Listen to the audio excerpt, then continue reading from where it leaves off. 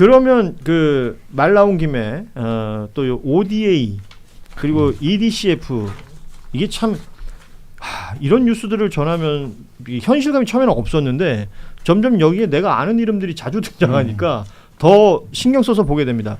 윤석열 정부 초반에는 이 ODA 예산이 4조 원대였다는 게 알려져 있는 거고 이게 올해 보니까 6.6조, 6조 6천억까지 큰 폭으로 확대가 됐습니다. 물론 이재명 정부가 2026년 예산안 낸 거는 또 여기서 줄인다라고 하는데 뭐 이건 국회 심의나 이런 거 다 지나가 봐야 아는 거니까요.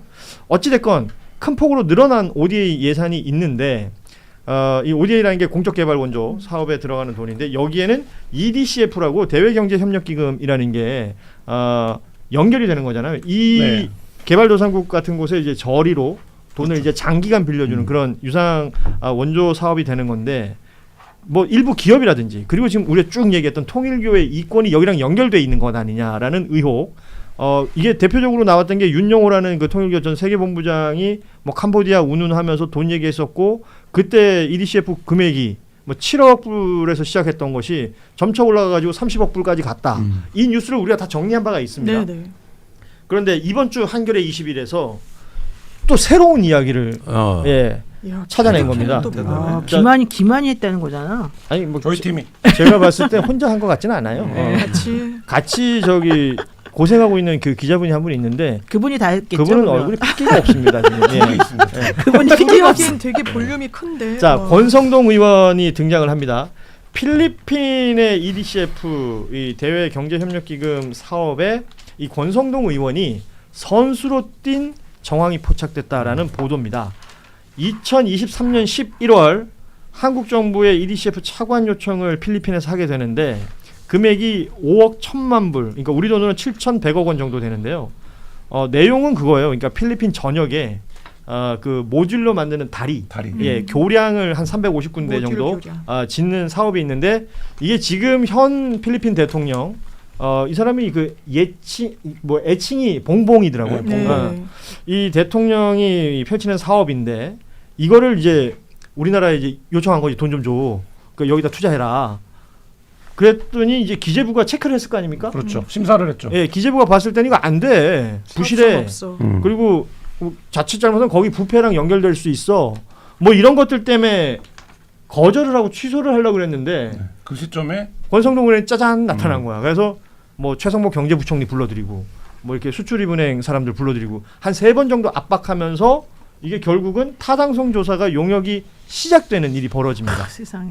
일단 제가 파악한 건 여기까지고 더 자세하게 좀 설명 좀 해주시죠. 그러니까 이게 보통 그 EDCF 나갈 때 사전에 협의를 해요. 그러니까 우리 규모가 얼마인데 니네 뭐가 뭐를 해 그러면 그런 게 뭐야 이렇게 하는데 필리핀 정부가 이 사업 관련해서는 일방적으로 문서를 보냅니다. 근데 우리가 필리핀에 EDCF 지원을 많이 하고 있기 때문에 검토를 해요. 검토를 하는데 기획재정부가 3가지 이유를 들어서 노를 합니다. 안 된다고. 첫 번째, 이게 사업 성공 가능성이 굉장히 낮다. 왜냐하면 필리핀이 이게 모듈형 교량 사업이 성공하기가 어렵고 이게 도로 통제해야 되고 이래야 되는데 필리핀이 이런 게 다 안 돼 있어서 이게 이제 말하자면 맞지 않다. 필리핀 실정에. 두 번째, 이 사업을 추진한다고 하는 필리핀에 있는 업체가 대표적인 그러니까 말하자면 부정부패 업체예요. 그러니까 그게 필리핀 내부에서도 문제가 됐던 적이 있어요. 그래서 이 업체를 믿을 수 없다.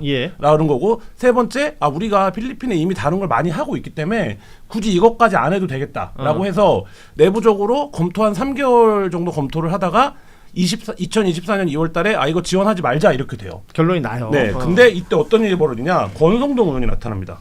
권성동 의원이 최상모 기재부 장관을 직접 접촉합니다. 그래서 이거를 지원을 좀 다시 검토해줘라. 이게 굉장히 중요하다. 이거를 하면 대우건설이랑 삼부토건이 들어올 거야. 삼부가 여기도 등장해? 삼부가 중요해요. 이렇게 얘기를 해요. 그래서 기재부가 어떻게 합니까? 현역 의원 핵심 실세가 이거를 해달라고 하니까 수출입은행한테 다시 한번 만나봐 해요. 그래서 만납니다. 필리핀을. 근데 이때도 지원 불가가 결론이 나요. 그러니까 어떻게 하냐. 권성동 의원이 의원실로 기재부를 불러드립니다. 기재부 직원들을. 그래서 니네 이거 골프장 아니고 의원실이에요?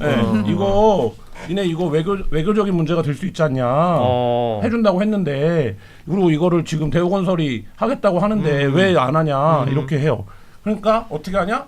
다시 물어봐요. 대우건설에 진짜 이거 하시려고 한다고 했어요? 대우건설이 아니요 우리 그런 적이 없는데요. 이렇게 얘기를 해요.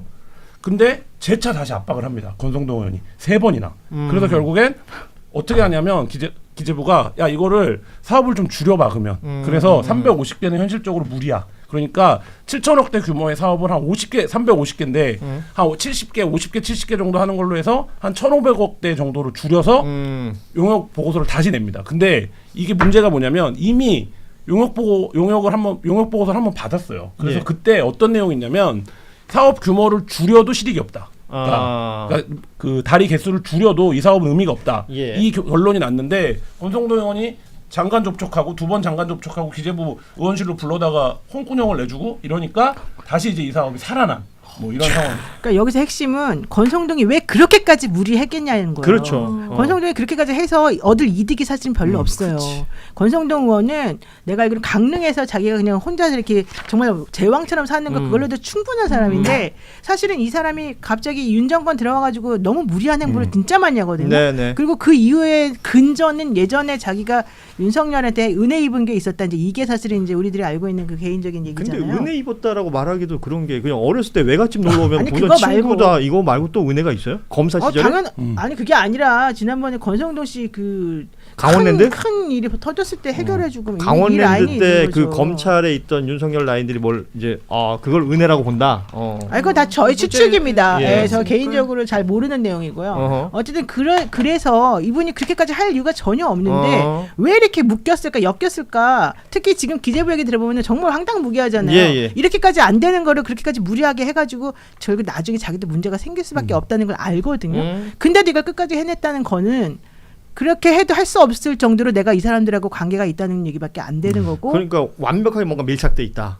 그리고 예. 실제 나중에 문제가 생겨도 이거는 새로운 정권이 바뀌지 않고 우리들이 끝까지 갈 수 있다라고 하는 그런 잘못된 믿음 때문이라는 자신감 거죠. 같은 것도 있을 수 있었을 거고. 난 자신감까지는 모르겠고. 그러니까 이게 뭐 MB 때 자원외교도 마찬가지지만 연간 단위로 운용액으로 따지면 4조쯤 되고 매년 2조씩 예산이 생겨요. 이게 신규 예산이 한 2조쯤 돼요. 매년. 매년.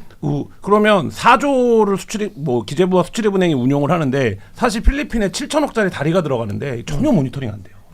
네. 그러니까 눈먼 돈이다. 네. SK가 예를 들면 SK 통해서 지금 라오스에 댐을 짓고 있는데 사고 났던 적 있죠. 몇 년 전에. 그것도 그 당시에 수해났을 필리핀 때. 사람이 네. 와가지고 이것 때문에 우리는 돈도 한 푼도 제대로 못 받고 못 살겠다 와가지고 국회에서 그때 막 하소연했던 맞아요. 것도 있었어요. 예. 근데 이런 예산들이 막 나라별로 막 몇천억씩 있어요. 근데 이거를 지금 권성동과 필리핀의 인연을 따져보면 기억하시겠지만 윤석열 정부 맨 처음 출범했을 때 권성동이 필리핀에 특사로 갑니다. 특사로. 근데 그때가 원내대표였어요.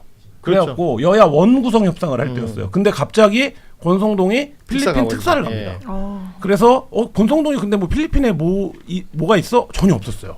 그 관련된 상임위 활동도 안 하고. 근데 갔는데 여기서 권성동이 찍은 사진들이나 이런 걸 보면 그때 필리핀에 정재계 거물들을 많이 만난 것 같아요. 대통령 특사니까 당연히 그렇겠죠. 예. 그 이후에 이제 말하자면 굉장히 필리핀 관련된 행사에 자주 등장합니다. 그러니까 이게 뭔가 거기서 판을 봤구나. 네, 관심이 이제 우리가 없으니까 몰랐는데 저희가 취재하면서 보니까 국회에서 하는 행사, 모항사 할 때 필리핀 관련 행사만 하면 권성동 의원이 자주 출연을 해요. 그러면서 이 사업에 뭐가 있냐면 LCS라고 필리핀 최대 기업이죠.